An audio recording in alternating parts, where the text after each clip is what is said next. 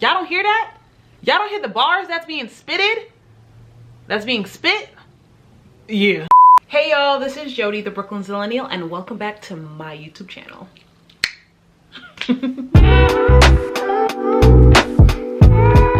Alright y'all, so this is going to be the first in many videos where I do deep dives into TV shows and movies that I grew up on as a Zillennial. So, what are we going to get into today? Hey! Dang, mama! Hey, boo! If you didn't guess it, I'ma just tell you. It's going to be The Parkers! That was my show. That was my bread and butter growing up. Let's get into it. The Parkers is a Black sitcom with just a mother and daughter who was going to community college together. The main characters, Nikki and Kim Parker. So Nikki's the mom, Kim Parker's the daughter. Nikki had a Kim when she was in high school, and basically she dedicated her life to raising her child, right? And then in her mid-30s, early 30s, late 20s, I don't remember, she decided to go back to school. And coincidentally, Kim was also starting college at that same time. A little backstory, Kim Parker was initially introduced to us from the Black sitcom Moesha. Mo to the eat to the, that's for another episode. The Parkers is honestly essentially just a mother and daughter navigating their relationship and entering this new stage in their lives, where Nikki is actually focusing more on pouring into herself than her child, and Kim, she's learning how to navigate this different stage in her life of becoming a college student and actually meeting people outside of her childhood. With their different lives intertwining, we get supporting characters, main characters. Nikki first, right? We get introduced to her best friend, Endel. Nikki and Endel, their ride or dies. They go hard for each other. I would say it's a blind leading the blind because they just feed into each other's delusional thinking. But at the same time, they hold each other accountable, if that makes sense. Who else? The professor. Professor Stanley Ogilvy. Nikki was obsessed with Professor Ogilvy. My man was created by Nikki Parker. Yeah. Now, for Kim's friends, we have Stevie Van Lowe. Stevie really is Kim's best friend in the Parkers. I don't like doing stereotypes. She was that white girl in a predominantly Black college. Has some flavor to her, right? She can hang with the cool kids. And now another friend is T.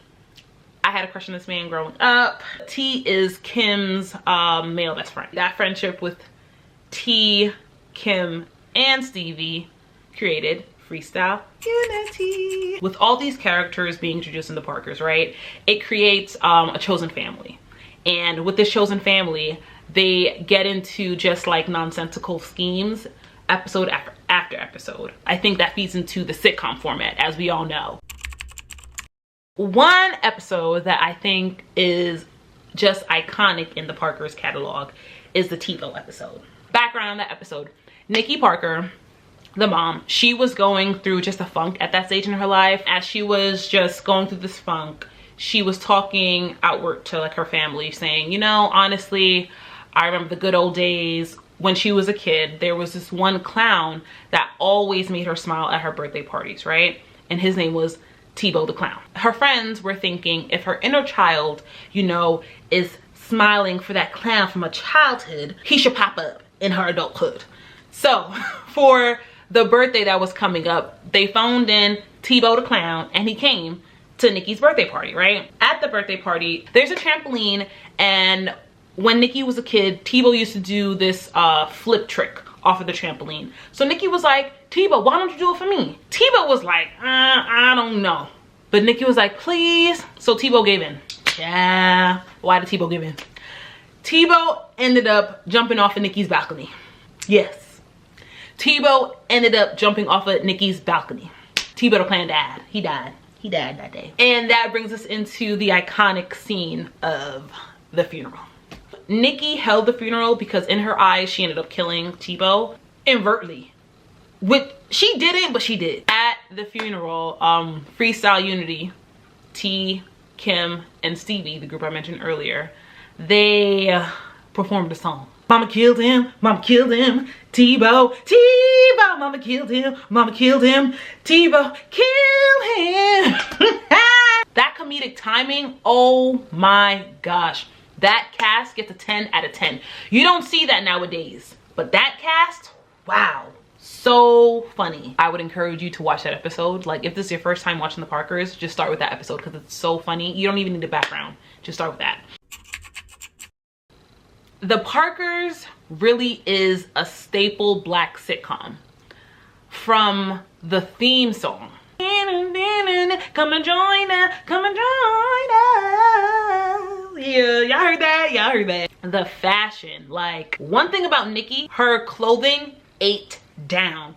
Her hairstyles ate down. Kim was a fashion designer too, so her outfits were always eaten. Like, and my girl had colored eye contacts. Come on, come on. I think the music too. So as I mentioned earlier, the music group with Kim, Stevie, and T, Freestyle Unity.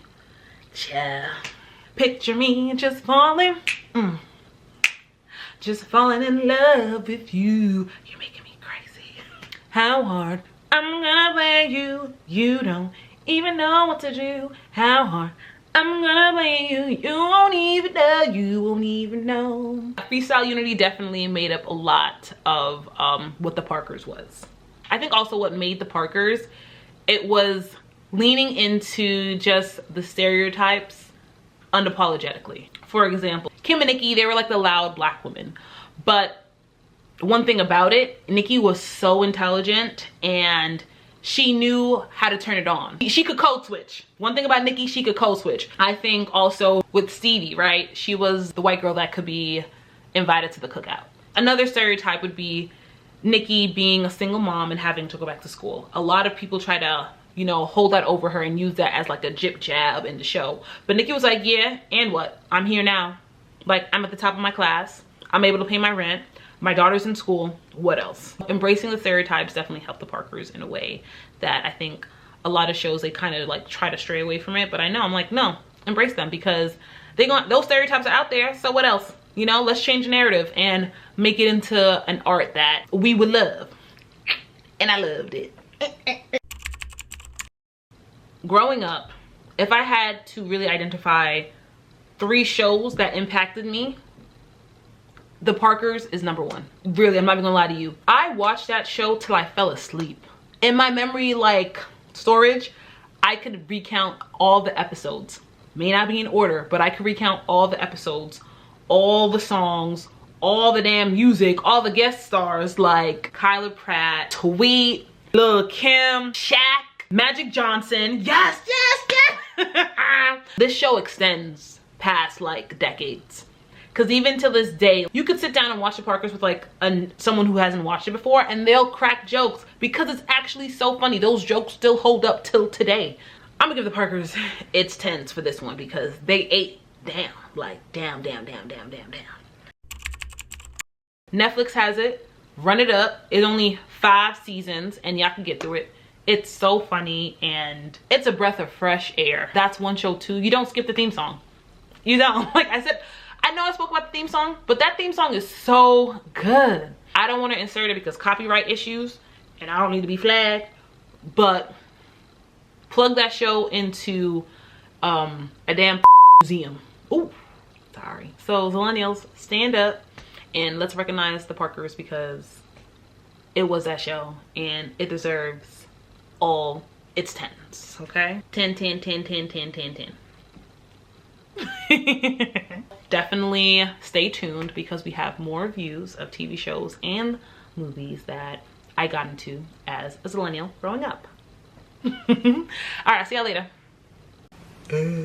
Pleasure assurance. Cut it out. Damn, I don't even know what I'm saying. Jesus is mine. It goes from A to Z to B to D to G.